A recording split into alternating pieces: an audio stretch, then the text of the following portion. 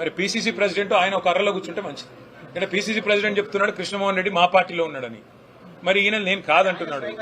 అదే స్వయంగా ఏం చెప్తున్నాడు? కండువా వేసుకున్నాను, నేను కండువా వేసుకున్నాను కాంగ్రెస్ కండువా, కానీ నాకు సిగ్గు లేకుండా నేను బీఆర్ఎస్ లో ఉన్నానని చెప్తున్నాడా?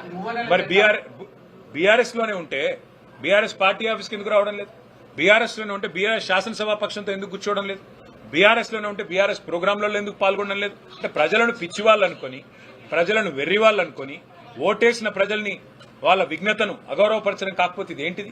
ఇంకోటి, ఎక్కడ చూసినా ఇవాళ మంత్రుల ప్రోగ్రాంలో నిన్న బూతులు తిడుతుంటే జూపల్లి కృష్ణారావు గారు, పొంగులేటి శ్రీనివాసరెడ్డి గారు టీఆర్ఎస్ ని, కేసీఆర్ గారిని బూతులు తిడుతుంటే అదే వేదిక మీద పల్లికిలించుకుంటూ కూర్చున్నది ఎవరు? మా బీఆర్ఎస్ ఎమ్మెల్యే కృష్ణమోహన్ రెడ్డి, కాంగ్రెస్ లో చేరిన కృష్ణమోహన్ రెడ్డి. నేను అదే అంటున్నా, వీళ్ళ దురవస్థ ఎట్లా ఉందంటే రెండే లింగాలు ఉంటాయి అవసరమైతే, ముఖ్యమంత్రి గారి భాషలో చెప్పాలంటే.